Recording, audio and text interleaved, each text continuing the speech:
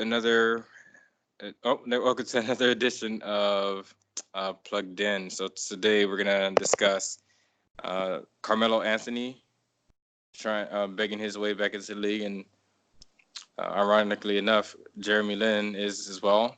And I guess we'll discuss why that's ironic, and Drake releasing old music and why that's relevant in this day and age, and it seems like it's hunting season on LeBron and Fortnite, like the tournament win and what that means for a different, I guess, class. I don't know if class is the word, but a different group of people, if you will. So we want to start with Carmelo Anthony. So I'm assuming that the both of you probably saw the interview that he had, or at least heard about it. So just to give you all a brief synopsis of what's going on. Carmelo hasn't been picked up by a team. A lot of current athletes have talked about how he should be on the team, and he went as far as to say he's willing to do anything, just make the needed changes so he can play in the NBA again and, in a sense, have a farewell season. So I'm curious to know what you two were thinking when I guess, with what's been going on with Carmelo. So I think the Carmelo thing, man, is another great example of the fact that the NBA has this weird herd mentality, and everyone just kind of follows the leader. They all kind of decide at some point if they're done with you, and then that's it, right? Because the fact that Carmelo is not in the league right now is actually pretty crazy, because he never stopped being good. I can understand that maybe you can say he was a liability because he got to the point where offensively he wasn't that great, and then defensively he wasn't good enough to cover that up. So then perhaps it wasn't a win-win. But I mean, Carmelo should still be in the league. He should still be playing. And if you think about it, there really is no reason why he shouldn't be here other than the fact that people have just generally decided that they don't want him anymore, and that he's just, it reminds me of kind of what happened with, Allen Iverson, what's happening with Lance Stevenson right now, kind of with even Jay Will. Just this idea that people just decide that they're just done and they're just moving on, and they don't want to have you come back anymore. I don't think the same with Jeremy Lin though. Like, I don't know, with Jeremy Lin, I mean, he had insanity, which lasted a few weeks, maybe even a week. And he's kind of ridden really well off that, right? Like he's kind of done pretty well for himself off the Linsanity week that happened in New York, right? So, and he was playing last season, and he's just not been picked up yet as a free agent. So I don't know if you can really compare the two, but with Carmelo, I don't think Carmelo has done anything to not be in the league. Maybe he hasn't made any friends, but he definitely should be in the league playing for somebody. They just don't want to have him. It just seems like that's what the consensus is. For sure. What are your thoughts, Kelly? No, I definitely think it's crazy that the NBA has kind of given up on him, about him, especially with his skill set. I feel like his skill set is especially conducive for like playoffs and finals time, when pretty much the game slows down a lot more, and that his mid range might actually be useful to like a championship team. So I definitely think it'll be better used during that time rather than the regular season when everybody's just running nonstop throughout the regular season. But yeah, it is pretty crazy because every team on a 15-man roster has 5 people that nobody knows who they are. Like no one knows their names. It's just kind of like me and Jeff when we were at the Milwaukee versus Utah game, and we stayed out there on the court, and that one player was talking to his family, and security tried to escort him out because they didn't think he was part of the team. Yeah, like everybody has those players on their team. Everybody has those players on the team. Those players that never really get to see the court that much, except for like 2 minutes during the end of the game, if it's a blowout or something. But Carmelo Anthony can actually contribute, not the level that he's used to, nowhere close to that, because I don't think he can run as much, especially at that old age. And everybody wants him to shoot the three-pointer, where he's not the best at, and running and pop threes. But I feel like he definitely should make them. And one, it's a bit good business move. His jersey is going to sell way more than those 5 people that no one knows. So your team is going to make more money. People are going to be more happier to see him. You can charge more for your team for tickets because now you have all-star caliber player adding on to it. So people think that you have a better chance of joining playing for a championship. Even like when LeBron was in Cleveland and they signed Darren Williams, it made a splash. Even though he was like outside of his prime, people bought his jerseys and people talked about it. Oh, LeBron's getting help. And so like the fact that Carmelo Anthony is not being picked up is definitely kind of crazy. He definitely should be able to make a 15-man roster because they have 30 teams, 15-man roster. Yeah, almost about 400. That's about 400 players. So you're pretty much saying that there's 400 people that are better than Carmelo or deserve a spot better than Carmelo, which I definitely don't think is true. That's just crazy. So here's my thing, and I'll be devil's advocate since you two are in agreement. I don't think he should be on the team, right? Because it's like, where does he fit in, right? So the thing is, he's a defensive liability at this point, and he's already shown his true colors by one, forcing a trade out of Denver, and then like basically he like mortgaged New York's future by trading all of those picks and players, so he had like no one around him. And then when he finally got a good player around him, what was that? He didn't do that. I mean, the team did that. He just Right, but the thing is, like Denver was asking for a haul, just like with New Orleans, like Anthony Davis, like he forced his way out, so they are asking for a haul. Like, hey, we want all of this, otherwise it's not happening. Because you don't have to make a trade. I mean, if the player doesn't want to play or report, then that's on them. They're on their contract, so they're gonna just receive the penalty. They're gonna receive the fines, right? So I think we're seeing like something similar to like two people of that caliber, like a superstar status, forcing their way out. But then the team that they're being traded from had to get a huge haul in return in order to make it worth it. So we'll see what happens with the Lakers, but I wouldn't be surprised if, I mean, I don't know, like 10 years from now, we're looking back on the AD trade and thinking, oh man, the Lakers gave up so much just to hopefully win one title and they didn't win anything, or they won one title so it was worth it, right? But to go back into the present with Melo, Denver was like, they made the Western Conference Finals at one point, and then he was just done with Denver. He wanted the bigger limelight, and obviously with New York being the media capital of the world, it made his brand that much bigger, right? And obviously in addition to the fact that he was dating his current wife, who wanted him to go out. Anyways, that's more off the court. But so for one, he forced a trade, right? Second, he's a defensive liability. 3, where does he go? Because the thing is, if you're a championship contender and he can't make threes, like where do you fit him, right? So he's basically like a poor man's, no, not a poor man's. He's the equivalent of a Joe Johnson when he was with the Utah Jazz, like somebody who can like is just a good spot up shooter at like certain points, but that's about it. But remember when he went to OKC, like what was it, 2 years ago, when they're having their media days, and he laughed at the fact of him coming off of the bench. And then the following year, I think it was this past season, in fact, when he was with Houston, he has this issue with basically coming off the bench, and then he thought he should get more playing time, and then then it was just like this awkwardness of him being around, and ultimately they just said, hey, we're not going to play you, right? And then he just didn't show up anymore. So here's my thing.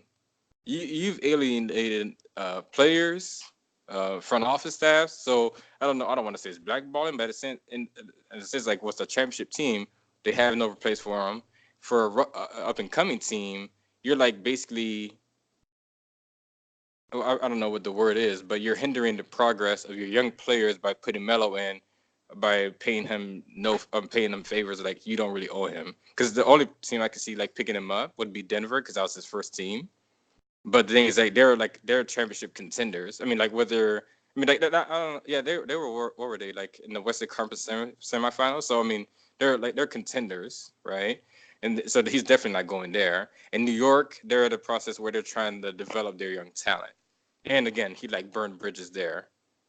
So where does he go? Is my question for you too.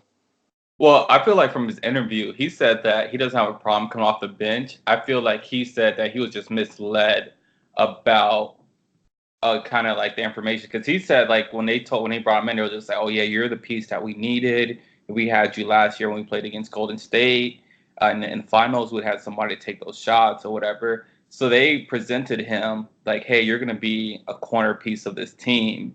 But then when he got there, it's just kind of like, oh well, you're not a cornerstone of this team. And so, but it never was relayed to him. They just pretty much released him rather than just having that conversation with him. From what he said in his interview, it just like they never told him that they wanted him to come off the bench. They just literally just released him and said it's not going to work. They didn't really try to fit him in, and that's happens when I guess you're older or not be older for players that teams really don't care about. But I would say that was more Daryl Morey, not or in OKC as well. I just felt that his personality was too big for them to be able to confront him and tell him like, "Hey, we want you to play this role. We want you to play the second strings." Gotcha. Yeah, and Go ahead, Donna. I was gonna say, and it's like, I understand he definitely hasn't made any friends, right? And that's fair, right? And in the end, everything is a people business, right? That's all it is. If people like you, you play forever. If they don't like you, that's it. But I think it's also very interesting that in a, capitalist society, the fact that people do not look at like raw, because in the end, Jeff, like he is not that much of a defensive liability that you can't have him on your team for the offense. And again, there aren't that many people on 15-man rosters that are better than him. So if you can make I the agree. argument I that he's agree. better than at least 5 people on your team, he should be on your team. Right? It's just the numbers. Right. So Right. it's like, I guess my question was to though, like, where does he go? I mean, like, where doesn't he go, man? I mean, I think. Go to state? Does he go to Golden State? Does he go to Well, Utah? well, Does I he? mean, yeah, no, I mean, Phoenix. I mean, Phoenix can use some veteran leadership.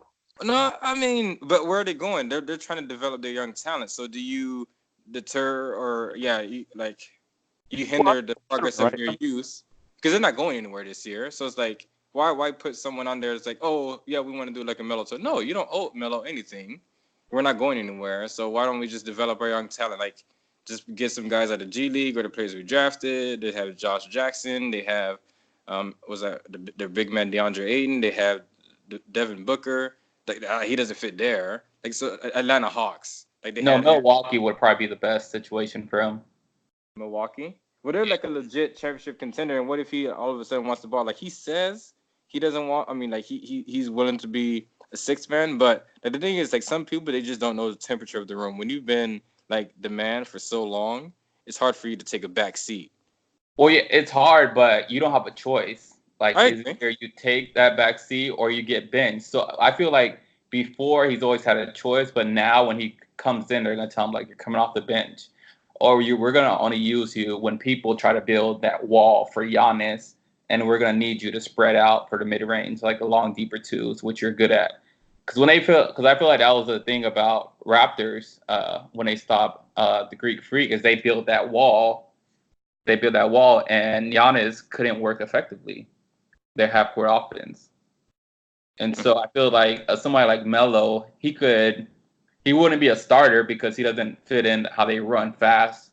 Giannis, but when somebody builds that wall and slow it down, is someone that could come in and score some twos. Mm-hmm. So I was the two athletes that come to mind who knew the temperature of the room and knew to like just take a back seat were Andre Iguodala and Ray Allen. Andre Iguodala, I don't think anybody can ever say he was a superstar. I think he was an all-star at one point, but I don't think anybody could say he was like a top 10, top 5 player at any point in the league. But Ray Allen definitely was. And he took a back seat by like when he became part of the big three. Like he was just saying like, oh yeah, I don't have to like be the star this year. I'll just play my role. I'll play defense. I'll be a spot up 3-point shooter, and it worked. In Boston and in Miami, right? And then the same thing with Iguodala. He has, what is it, 3 championships because he was willing to come off the bench. But he was someone who could legitimately start for more than half of the league. But he's like, you know what? Like I just want to be a part of a good system. And then like because he played his role, he ended up becoming well, now he has a book that's selling pretty well. I'm sure it's going to be like a Oh, bestseller. and he was Finals MVP. So Right, like, in Finals MVP. So you get where I'm coming from, right? Like I'm just saying, like because these guys, I'm sure they're like talking at the time, like because a lot of these NBA players, they're like pretty much the best, the man on their respective teams. From like well, some players didn't play AAU, right? But like basically AAU all the way to the NBA, right? And then all of a sudden you're taking the back seat and saying like, oh yeah, you're not the man anymore. I think that's what the hardest thing that Carmelo's having issues with. And play, it's like fool me once, shame on you. Fool me twice. It's like okay, we're done here, you know. So I think that's what the issue is like with a lot of the front office staff. They're thinking, okay, well you say that, but do you really mean it? I don't mind maybe try to pick you up later on in the season, but we don't owe you anything, Melo. You're showing us your colors, your true colors, and I'm trying to develop my players, or I'm trying to build a championship team. I can't have you come in here and ruin the chemistry that we have. I think there's only like maybe one or two teams that aren't really doing anything, and like I forgot which one of you said it.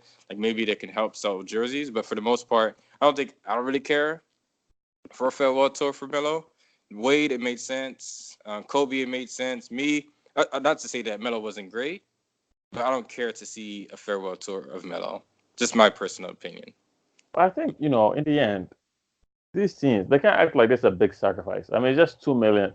Well, like I was a veteran minimum. It was like 2 mil or something. Because I mean, he still is owed the money from OKC from that contract. Uh huh. So it's like in the end, even if you're like, there's hardly any risk, right? Like he can come in, he can be on the bench if I mean you just won't play him if he's not having a good attitude. All right, I just the idea that a talented player like Melo, I mean, with everything he's accomplished, even if you don't like his attitude, what he's accomplished in basketball in general, right? Not just the NBA, just in basketball. Winning in Syracuse, his gold medals. To not have him just play for, when he's not again that bad. It's not like he's bad, right? That's the other part. It's not like he's bad. He's just there really is no reason why he can't be playing on a team on a veteran minimum. Mm-hmm. Right. So I think that's a weird part that like they're just not looking at him because in the end, I think that's how the NBA operates. They just decide collectively we're kind of over you, Mm-hmm. and it doesn't matter how much you have left in the tank. When the NBA is over you, they just over you, and no one looks at you anymore, and they're just gone. I think that's what's happening with him. Mm-hmm. I agree. Anything you wanted to add to that before we moved on, Kelly? Oh no. Okay. So I guess how do we relate this to the common man? Just my thinking is one, don't burn any bridges, right? So I think Melo burned bridges by like questioning front office staff and forcing his way out of places and just not knowing when to adapt, right? So Ray Allen and Iguodala adapted, and as a result of it, they won a combined 5 championships. They have books in their name. I mean, Melo's gonna have a book, right? Um, but anyways, so I guess just knowing the temperature of the room, right? Knowing when you have to adapt, don't burn any bridges, and just yeah. I mean, what we're seeing in today's culture is like the days of working for one job 20, 30, 40 years into retirement are gone. Like at any time your employer can like let you go, just fire you and replace you with someone younger for cheaper compensate or salary. So it's like you always have to be like always, what's the word I'm looking for, like adapting, like providing some other value, like pick up coding or something. I don't know what it is, but always like readapting yourself so you don't end up like Mello and begging your old employer to get you back because you've done so much, because that doesn't do anything for anybody. And that's what Melo's starting to learn. And I guess But Jeremy, go ahead. I'll say too though that like I would say that another lesson too is this: there's a team, right? Because NBA does this all the time. There's a team that can pick Melo and heavily improve their chances, right? And actually do much. Emily? Yeah, heavily. Because again, Melo isn't bad. He's good. And like Kelly said, in playoff time, he's actually one of the perfect playoff players because of his style of basketball. Right? And I think that like this world is all full of arbitrage, ar- arbitrage, where Mm-hmm. it's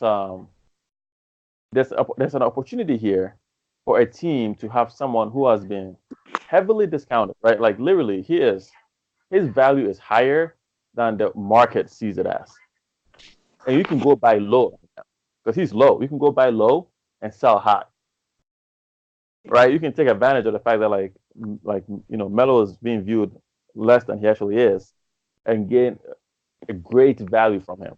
I think San Antonio has been the best example of a team that has done that. Right, their whole career, they pick low draft picks, except Timmy D and um, David Robinson, who are kind of lower draft picks who they've made into stars.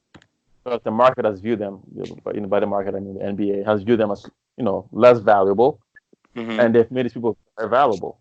And I think that that's kind of a life lesson too, man. That people usually don't know anything, man. That's most people don't know anything, and they just kind of follow the crowd and the general consensus. And if you are smart, you can always see the value, the value picks, and then be able by seeing the value picks, be able to buy low and sell high, essentially. For sure. Well, good. Well, good. I think that was a nice, good, spirited conversation. So, on to the next point. I'm not sure if you'll still have time to be with us, but let us know if you have to cut out Donald. But just going to discuss how it looks like it's like hunting season on LeBron because he's been getting his fair share of critics this last week. Initially starting with him jumping in the layup line at I think it's AAU season. So at an AAU game where his son is playing, it's like a playoff series or whatever. So he jumped in the layup line, started throwing down some dunks, and then he jumped onto the court after I think his son threw down like a big dunk or something like that. So basically, people were criticizing him for drawing attention to himself when it should have been his son's time to shine. And then I think the second, time when people were critical of him was not even people, it was like his former general manager, who's now with the New Orleans Pelicans, who mentioned how miserable he was having to work with LeBron and his crew. And I guess we can go deep into both topics, but maybe Donald, you can start off if you're still with us. But what were you all thinking when you were hearing all this critique of LeBron this last week? Nah, man. I don't know. I think so. So with LeBron, I see things in two ways, right? Because LeBron is one of my favorite players in basketball, right? I think he's the greatest player to have ever played. But then I also think that it's true that the media protects LeBron a lot, and he's not allowed to face criticism. And that I think also that LeBron has bought into his own hype, unfortunately, and that he's kind of lost he has stopped he's no longer self-aware, right? And he's done things that I don't know. I feel like it's unbecoming of someone of his stature, right? So like drinking the wine at a game, his body language all of last season, Yeah, with the younger guys, I just think he came into Hollywood and he's just kind of. I think one of the worst things that happened to LeBron was when he won in Cleveland after being down 3-1. So I think after something so historic, it's hard to not believe your own hype. I was really disappointed after he won that, and when he went to the parade, when he was just swearing up a storm. I don't remember that, but at the parade he was just swearing. I was like, dude, there are kids there, right? And it was just he just didn't care, and it was, he felt so relieved, like this burden was off his shoulders. I felt like Kevin Garnett, everything was comfortable, right? And I think that is kind of still going on right now, where yeah, man, we know that's your boy, you're a proud parent, but you're still just a regular parent like everybody else, and you need to act that way. And I think David Griffin was absolutely right. It is miserable building around somebody that refuses to sign long-term contracts, where everything is kind of inorganic and you're building to just kind of win right now and make him happy so he doesn't leave. Right? He's kind of happy. He has you on the barrel every single year. Because the way the world sees it, well, you are lucky to have LeBron to be born in your state, and you should take advantage of that. And if you didn't, you were the bad guy. And I really do think that he said it had to be a very inorganic process to have to build around someone that would.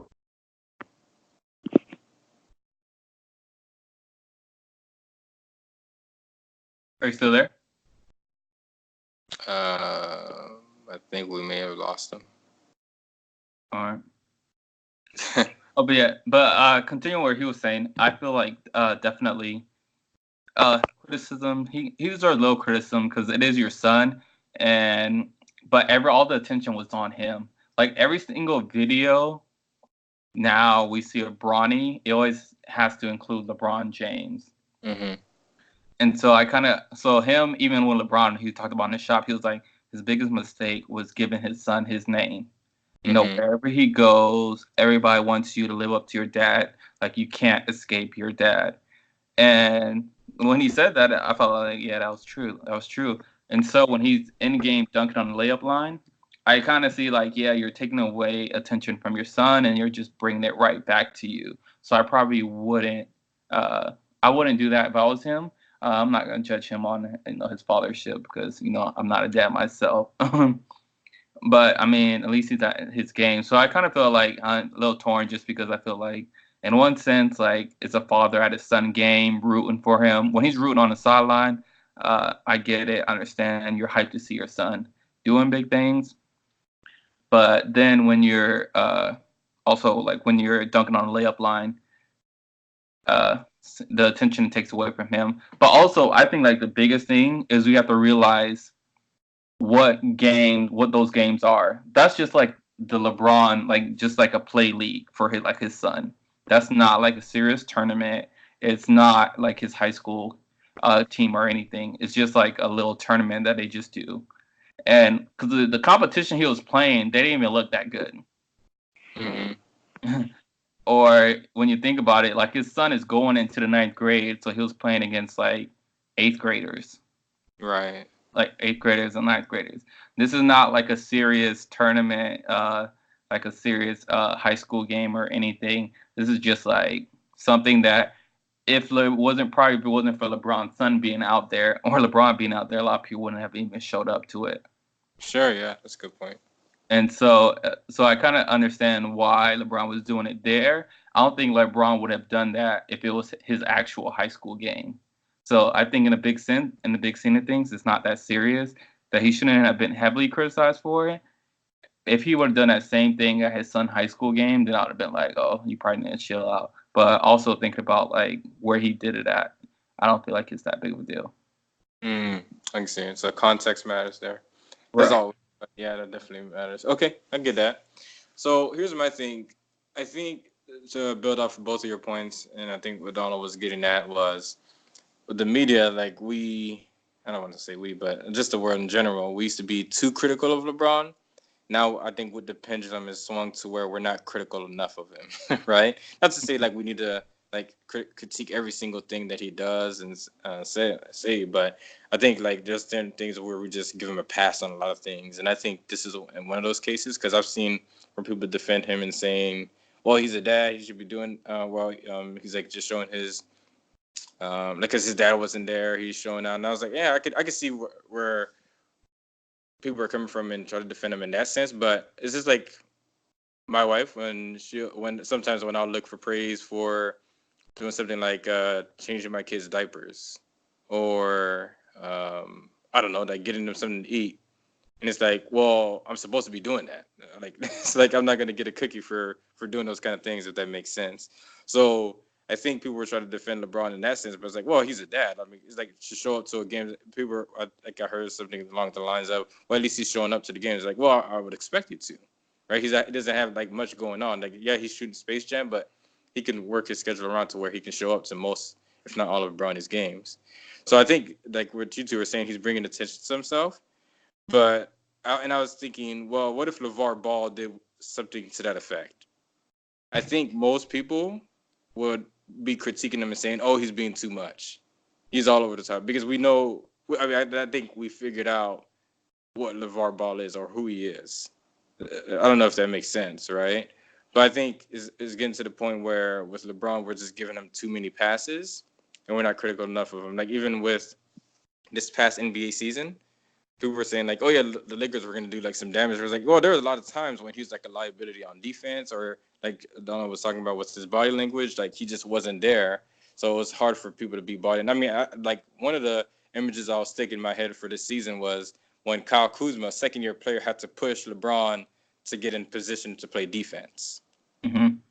And there were the other times when he would just like be pointing at a player, like when he missed an assignment because he was just like looking. Anyways, there's like a lot of things, but people were just saying like, oh, it was all the Lakers. It's like it was once he wasn't there, they weren't very good. And that was true, but the thing is, even when he came back, they weren't that good either, right? So I think it's gotten to the point where we're not critical enough of him. And David Griffin, who's like working with him, and if it wasn't for LeBron, David Griffin wouldn't have the prowess that he has now.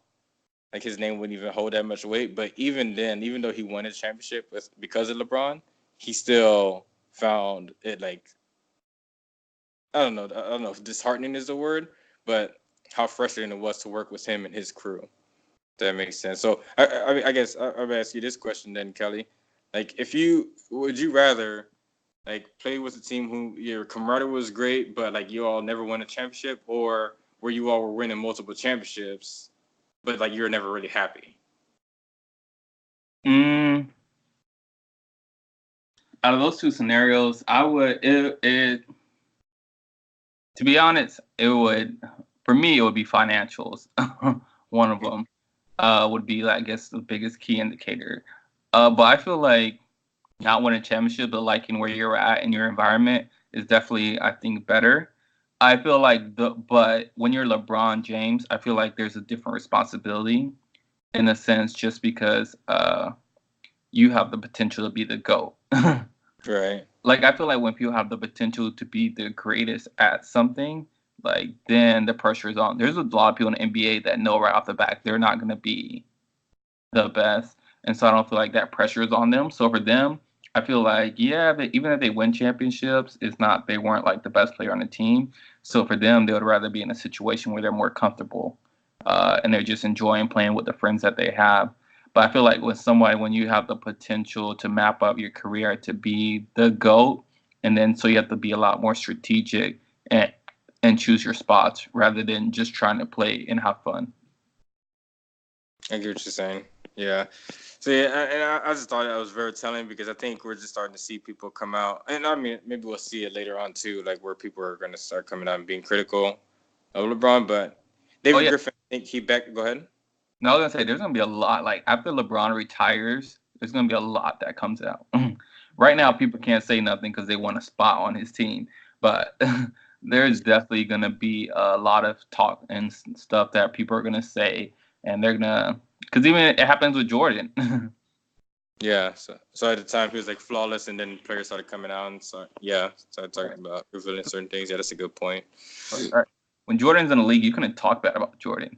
Like he was their highest marketable player. Like you could not. It was like you couldn't say anything bad, no matter what he did. But now people have come out and told some things and said some things about it. But yeah, and I feel like it's gonna be the same way for LeBron. Like right now, LeBron, you can't really say anything. Well, they're starting to allow people to say more and more about him.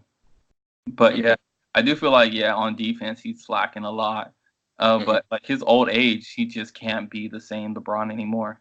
That's a good point. Yeah, he's conserving their energy, right? Yeah, because the things you're seeing in like with certain players who give it their all during the regular season, like Westbrook, Harden, Paul George. I mean, like just certain players that came to mind right at the top of my head. But then come playoff time, they're like no shows, right? So I was thinking about with Draymond Green and Klay Thompson. It looked like they had a bad season, regular season.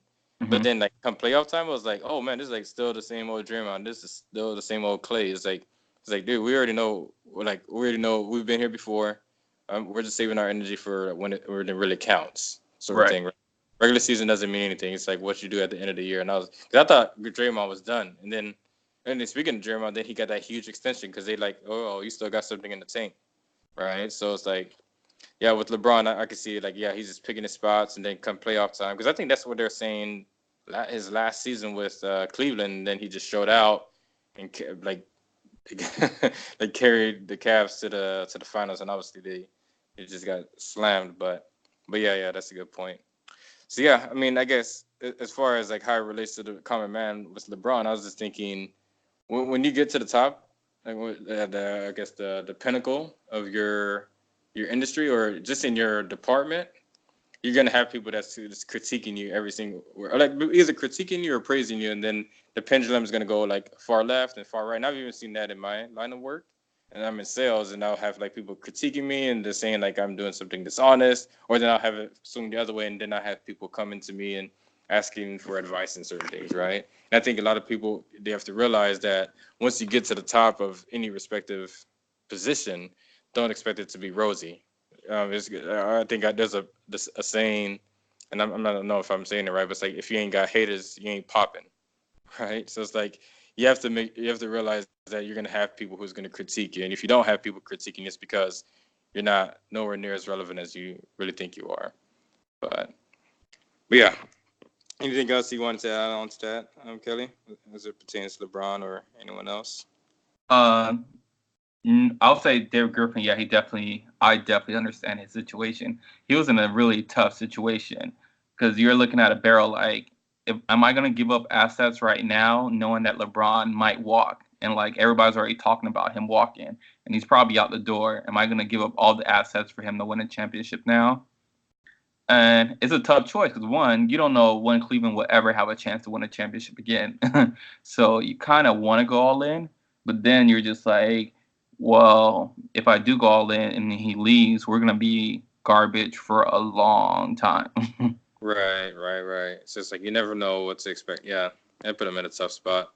So it's like, yeah, I think one of the quotes that stuck with me was when he said something along the lines of, "After we won that championship, like I was miserable because I just knew this wasn't gonna last forever." It was something like that, right? Right. But I was just thinking, like, man, that should be like a relief, man. I was like, I think it's David Griffin's from Ohio as well, so I'm thinking, like, no, man, it's time to celebrate. But he's just like, man, there's no way this is gonna last. That's like the only thing he could think about. So it's interesting.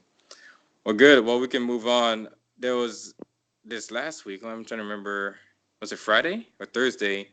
Drake released or re-released some of his old songs that were only. I don't even know, man. Can you give me? I mean, do you know the full story on Drake re-releasing this old music but patching it up So together? it wasn't a really a new album. It was just a playlist. So on Drake's page, he puts playlists on. Mm. So he just released a playlist, but everybody kind of thought it was like an album, but it was just like a playlist, which he has done in the past, like release playlists with old and sometimes new songs as well. Okay.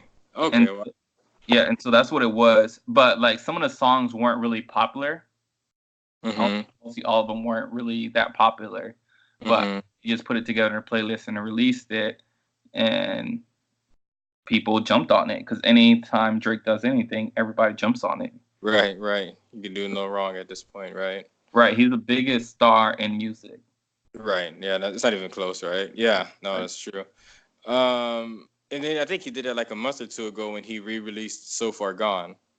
Right. So Far Gone, that was a mixtape that he didn't really make money off of, to be honest. Right. It was just to get his name off of it.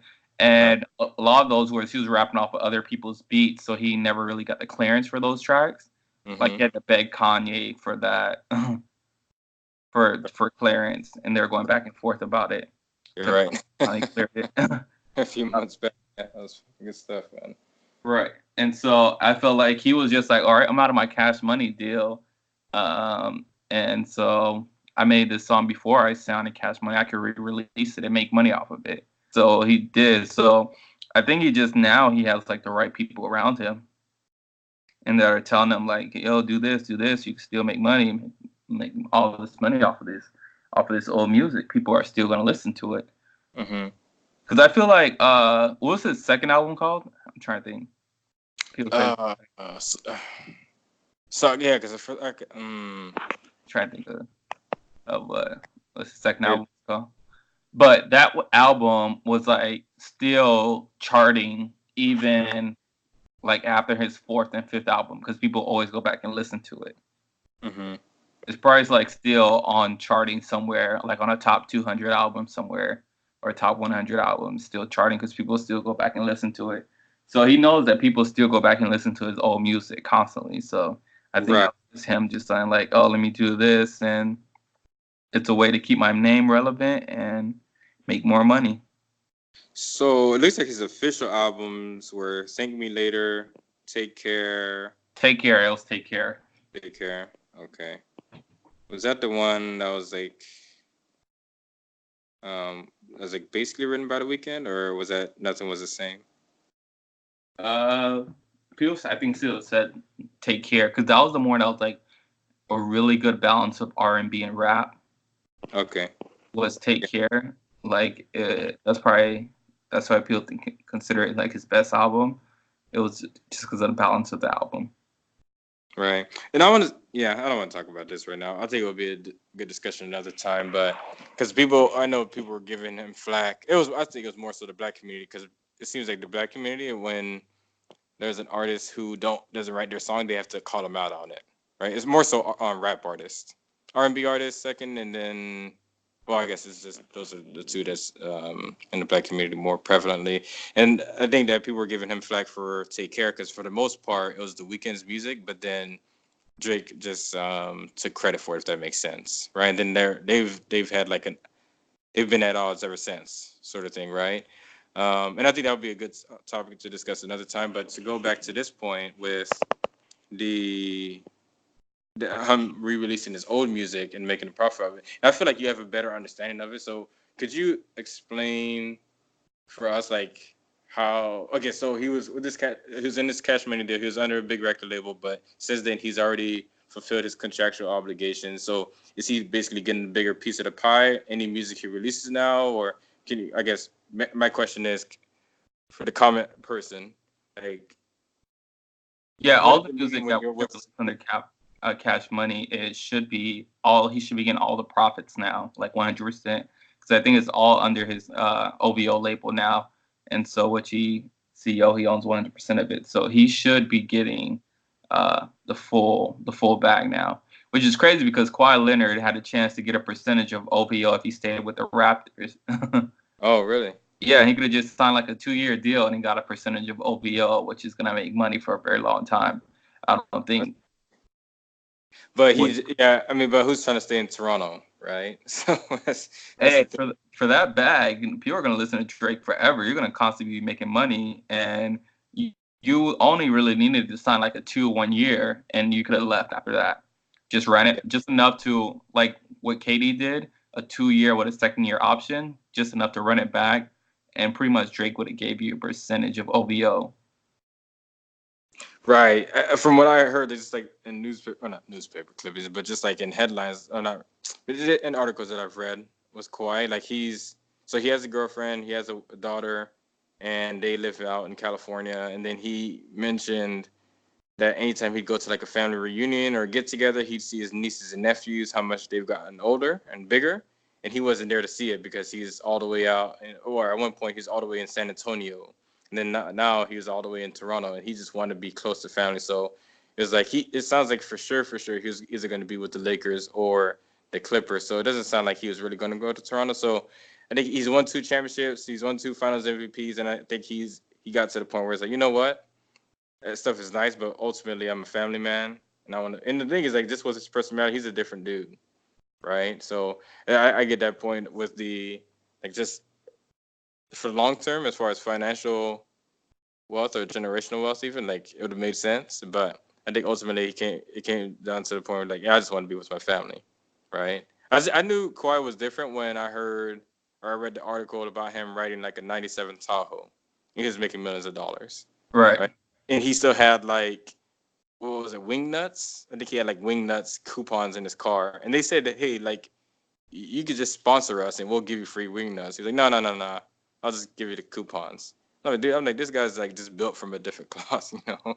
So it's Right. like, right. So but I do get that, like with he could have like had a percentage of OVO. So thanks for clearing that up for us. So I think the biggest thing for me was thinking initially when you get out into the workforce, you're working for someone else and you're only getting a percentage, like a very small percentage of the profits.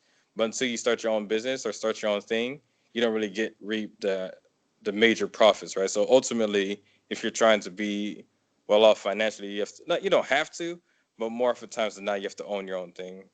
Would you agree on that, Kelly? Or Yeah, no, I definitely agree on that. Even in the rap world, like they just had this article where Jay-Z is helping Meek Mill start his own record label.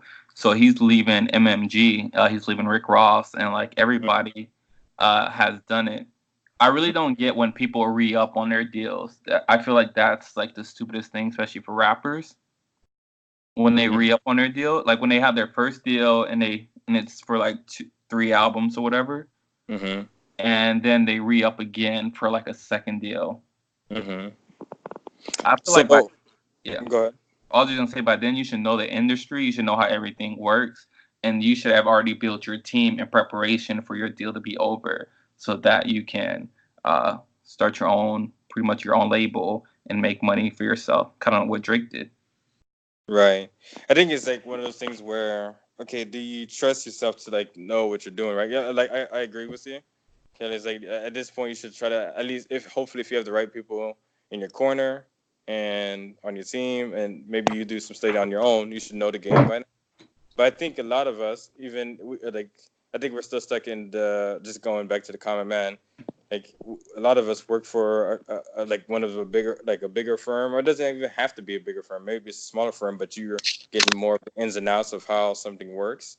You still don't branch out and do your own thing when you've been like basically in the pocket of the owner, if that makes sense, right? So like somebody who works for Nike, like why don't you just branch out and do your own thing? It doesn't have to be in the athletic apparel. Well, but you could do something else with the concepts or the principles that you gather from there. So I think a lot of people just play it safe and just stick with what they know, and as opposed to taking the risk and like bet on yourself and then do your own thing. I mean, is that fair to say? Yeah, I definitely do. Athletes do that, but like Wade made his own shoe company, and now they just signed like a top prospect, uh, top college prospect that could go in the NBA draft in like 2 years. But and so I feel like you could, but I feel like basketball I feel like a little different because music, you have direct access now. All Drake has to do is make a song literally, and then send it to Apple or upload it to Apple, and like that's all he literally has to do. Mm-hmm. Like so, paying a record company to do that, I paying a record company where they're pretty much making probably like 70%, 90% of your profits. They're taking that away for the simple stuff that they have to do now. Because Drake goes to the DJs he wants.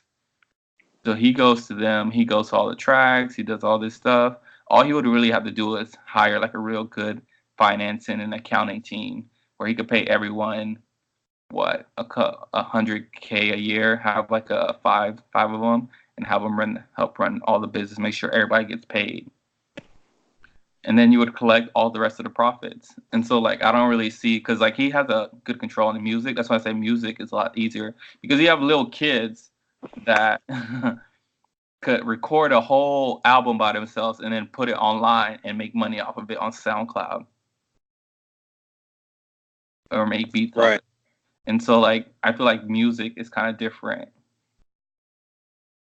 Well, yeah, I agree. So I mean, we're starting to see that too. With thanks for bringing up that example. I was actually gonna jump on that. With people like in general, like you can go out there and like offer your services through places like Fiverr or what was it? I think it was Upwork or I'm trying to remember the website, but like, yeah, you can basically offer your services on the side. Like if you already have your main hustle, then you could do something else.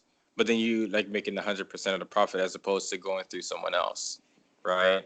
But yeah, I think it's one of those things where ultimately you have to believe that you can make something of yourself. You have to because the thing is if it pays off then there's high rewards and then if it doesn't work out then it's pretty low, but I think you could make the most of it just like some of these I think we could pick a lot from what the music industry is doing. I think Chance the Rapper was probably one of the first to do it.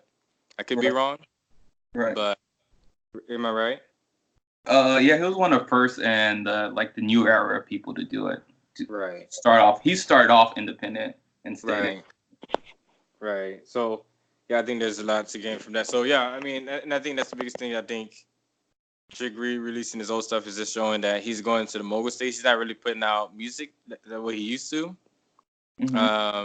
But I mean, maybe that's better for us because, in my opinion, his music has gotten worse over the years. But I think he's just focusing on other things because there's bigger income opportunities or earning potential, like other things that he's doing over on the side. So, okay, cool. I mean, anything else you wanted to add to that before we moved on, or? No, that should be all. Cool. Okay, last thing. I'm not 100% sure when the Fortnite tournament went down, but apparently the winner was like, how old was he? Like, I know he was young. Like, couldn't be any more than 15, I think. Yeah. Right. And he won like, I want to say 5 million. No, it's 3 million. 3 million. Okay, still quite a bit of money, right? Right. But this is somebody who. Oh, I guess. What were your initial reactions before? I guess I offered my thoughts when he. I guess was the whole Fortnite deal. I wasn't really surprised because I know like Fortnite is a multi-billion-dollar company. Yeah, they are like the highest selling game ever.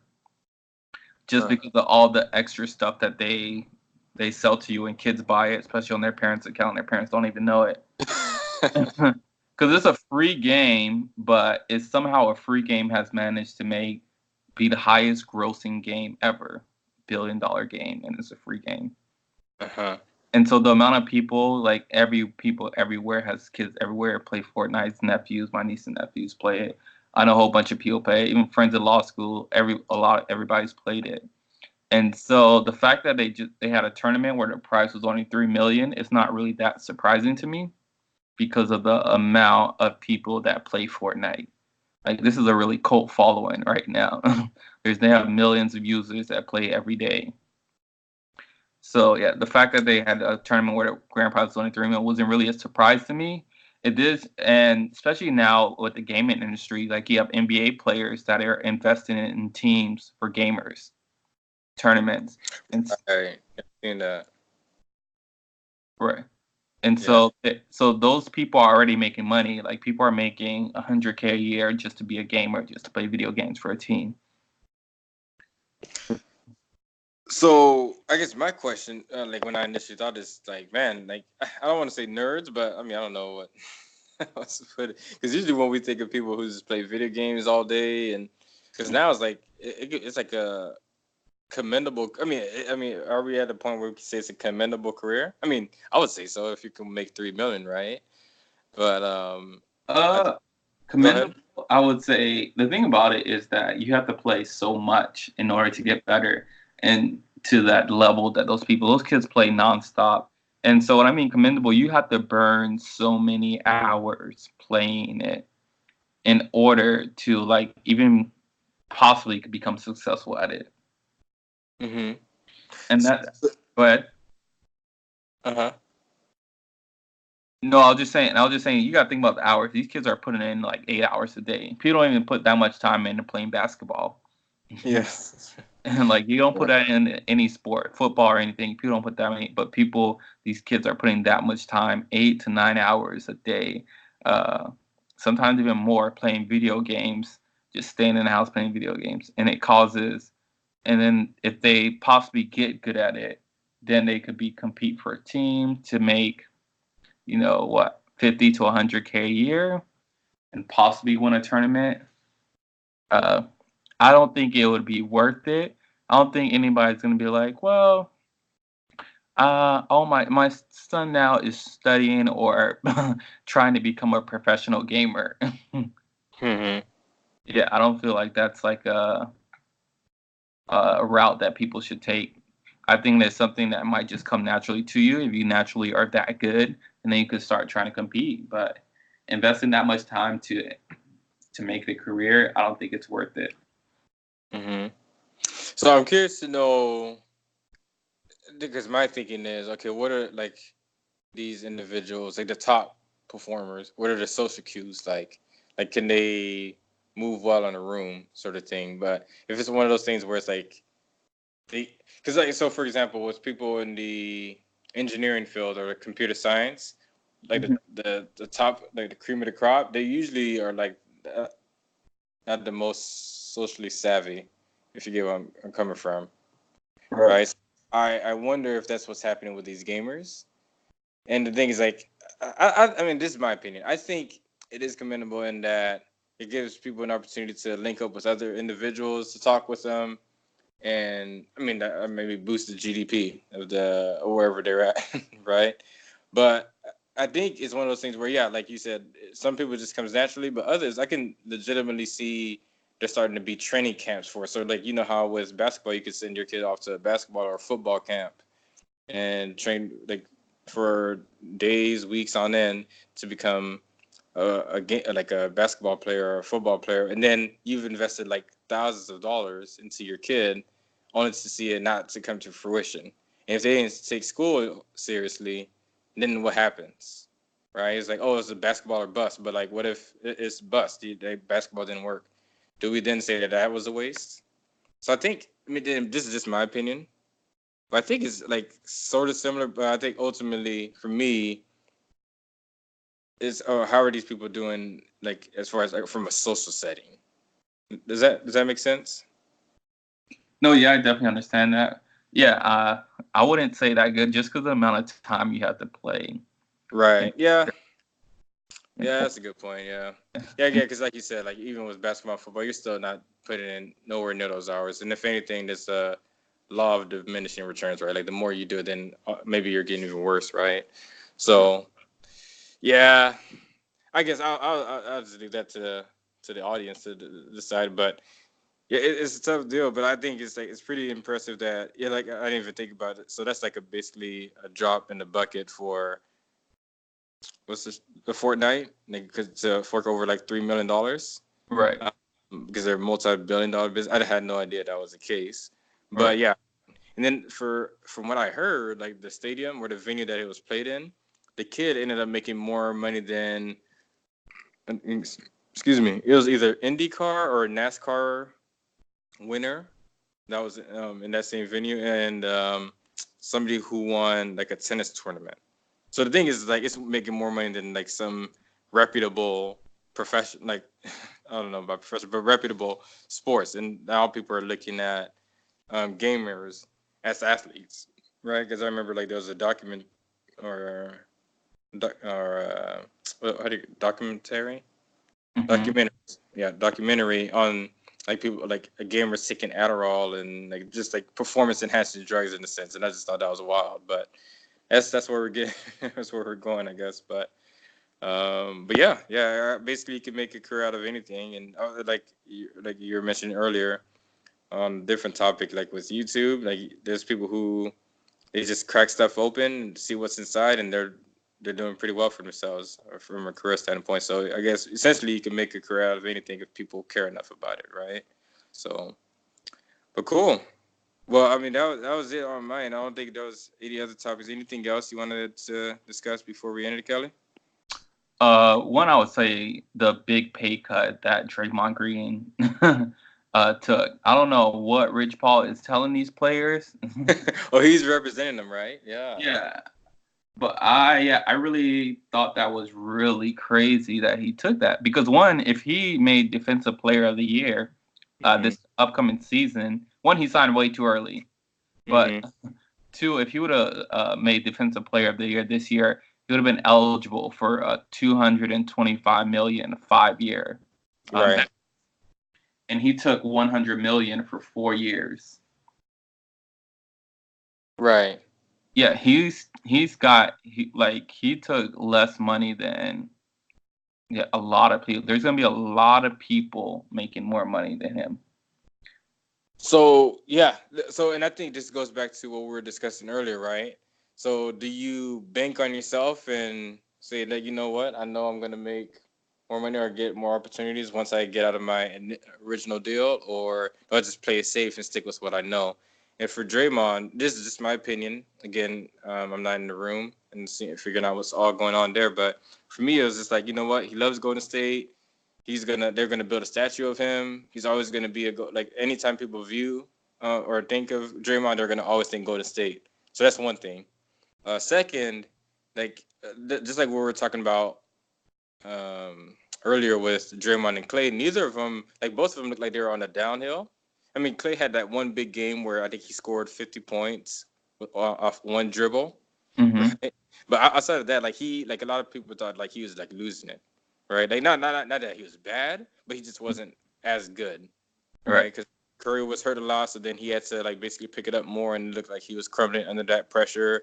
Draymond, they're saying like, yeah, he wasn't like as intimidating as a defender, but then come playoff time, it was like a switch, and they both were on the ball. So yeah, going back to your point, so yeah, like as far as his contract is concerned, he had to make either one of the three All NBA teams, which he definitely wasn't going to make. I think we both can agree on that, or Defensive Player of the Year, right? And if he really gave it his all, he could have done that. And I just think for him, he was just thinking, you know what? I know for sure I can get this $100 million extension.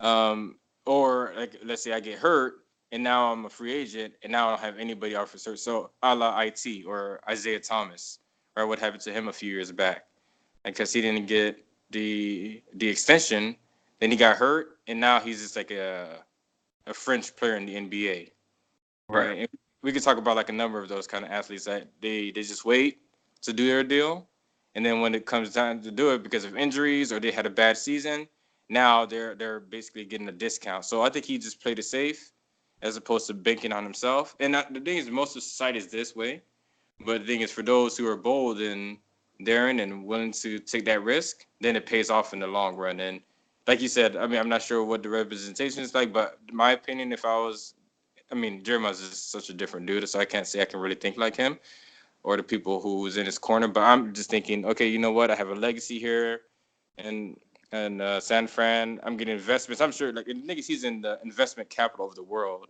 in the Bay Area, so I'm sure he's gonna be well financially anyway. So that's the only thing I can think of. I don't know if there's anything else that you can think of as it pertains to that. Yeah, I still don't understand. Like, even though like that is a huge discount. Yeah. Well, what is it though? Like, so the 4 year, $100 million extension. What is it? 4 years, right, or Yeah, 5 years? 4 years, $100 million. So that's 25 per, Yeah. right?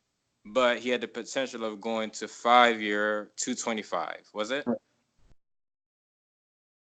Is that right? Yes.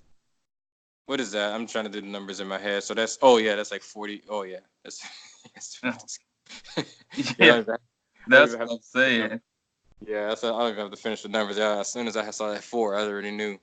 Yeah, That's 45 million. 45 million. Is it 45? Yeah, that's Yeah, a huge discount. that Yeah, is a man. Well, I mean, and here's another thing that I was thinking when I was reading some of the articles on that.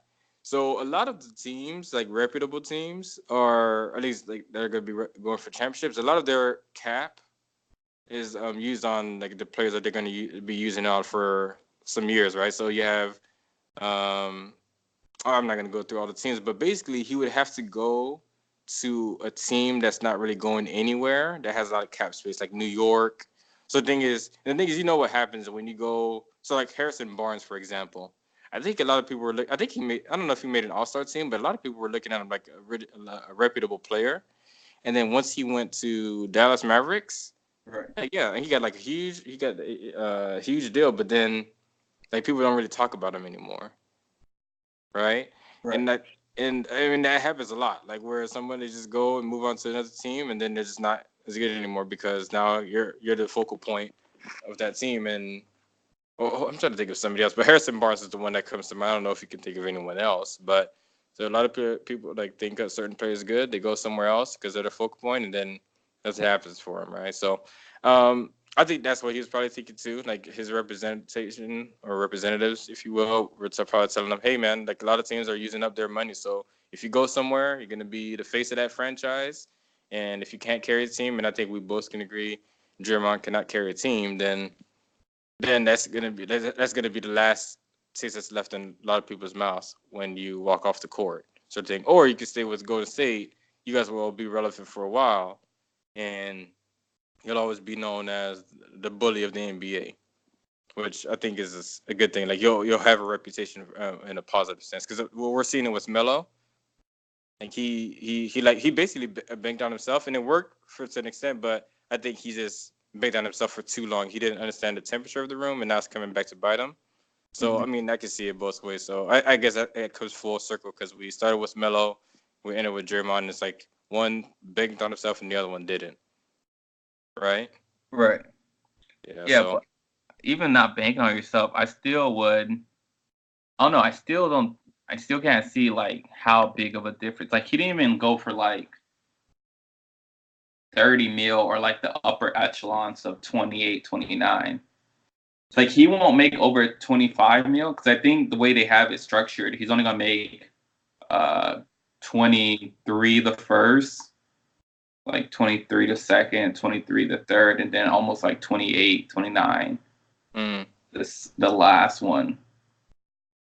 And by then, if they don't want him, they're just gonna trade him, and somebody's just gonna give him the stress provision and give him his money yeah, over. I'd be surprised if Draymond's in the league any more than 3 years, to be honest. Because I mean, I could be wrong, but Yeah.